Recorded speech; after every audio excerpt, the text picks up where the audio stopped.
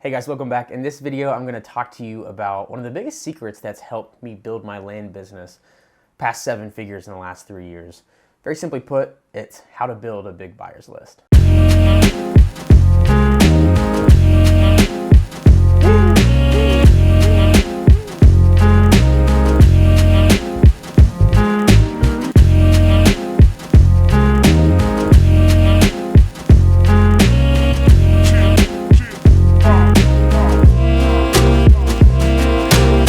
All right, so building a big buyers list really is one of the most important things you can do in your land business.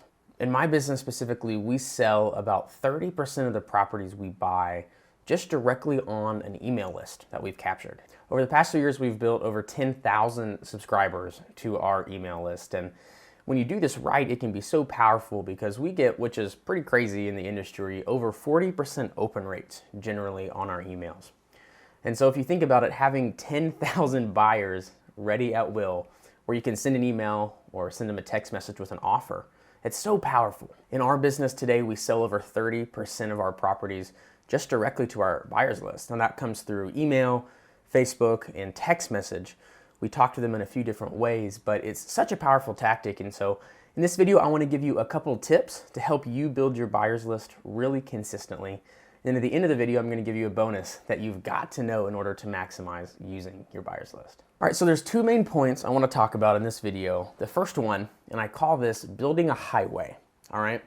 There's a lot of different lead sources that you have within land investing. Places like Facebook Marketplace, Facebook Ads, Craigslist, Zillow, Land.com, there's a million of them.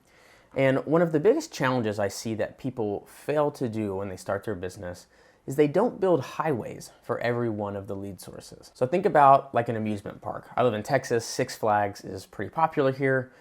At Six Flags, they see thousands, probably tens of thousands of people a day or a week. Do you think that they just let people walk in from any point in the park? You can come in on the east side or the west side. No, there's an entrance, right? In order for them to be efficient, they have to have one way in so they can ticket people and they can collect their information, collect their payment, and one way out. Well, if you think about that the same in your business, if you are allowing leads to hit you from every different direction, your attention and your energy is going to be pulled in every different direction. And therefore, if you don't have your highways built, right, and I'll give you an example of a highway in a second, but if you don't have a set of steps for every one of your lead sources that lead them directly into what I'm going to talk about in number 2, then you're going to have people coming from all different directions and you're not going to be able to efficiently capture, follow up, and then eventually sell your properties to them. All right, so what do I mean by a highway, right? Just think about it. For example, if you have a lead come in from Zillow, okay, maybe it comes in as an email. And maybe if you get a lead on Facebook, it comes in through Facebook Messenger. Every one of those platforms have just slightly different intricacies you have to be aware of. Because if you're just letting an email come in from Zillow and somebody come in from Facebook Messenger, and you're not directing them to one place and capturing their information, then you're losing the lead. You're very transactional and you're not actually trying to build a relationship with the client. So a highway is essentially taking somebody to one place and then capturing their information. Now this looks different for all different types of lead sources, which takes me into part 2. Our second big tip in order to build a big buyers list is you need to have a home base. You need to have some sort of platform, some sort of software, some sort of solution where you keep track of your email list. If you have a home base and you have a highway, that means that every lead that comes through your funnel, they're going to be captured. You're going to grab their information and you're going to store it in your home base. So let me give you an example. On Facebook Messenger and Facebook Marketplace, where we get a lot of leads for our properties specifically, we've set up a pretty elaborate system in order for us to get people off the platform, out of Facebook Messenger, and into our system. Shameless plug, I don't mention this a lot, but we do have a full course on how to do this for all the different lead sources.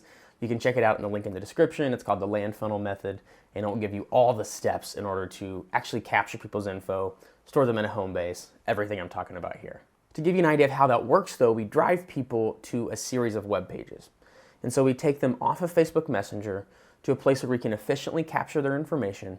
And then through some pretty basic automation, we set up to where we capture the info and then it gets sent to our home base. But that's just one example, right? Facebook, Facebook Ads, Facebook Messenger, that's one beast in itself. Then you add in Craigslist, right? Then you add in Zillow. you add in Redfin, you add in Land.com. There's a million different ways you can pull leads. Every single one of these sources has a different set of steps. If you're not efficiently capturing the lead and storing it in your home base, you're gonna have sticky note syndrome, right? You're gonna have a yellow notepad with people's names on it. You're gonna have notes on your phone, sticky notes on your computer, and nothing is in one central location.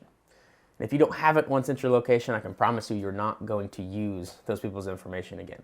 Now, when you have these things set up, it makes it so much less transactional.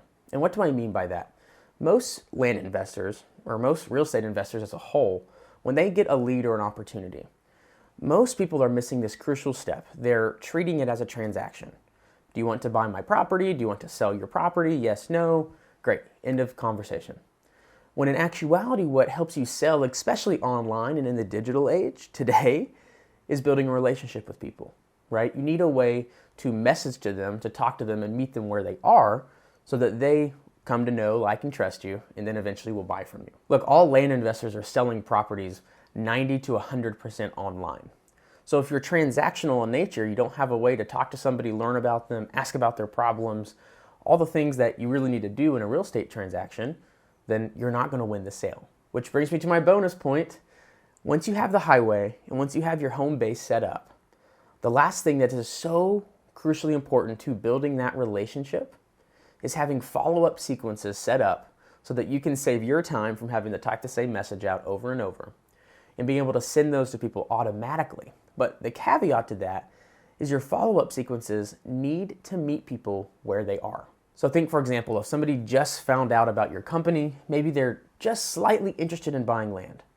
Do you think that the information you need to give them is the specific zoning regulations for some county or the exact pricing structure and tax basis for a property?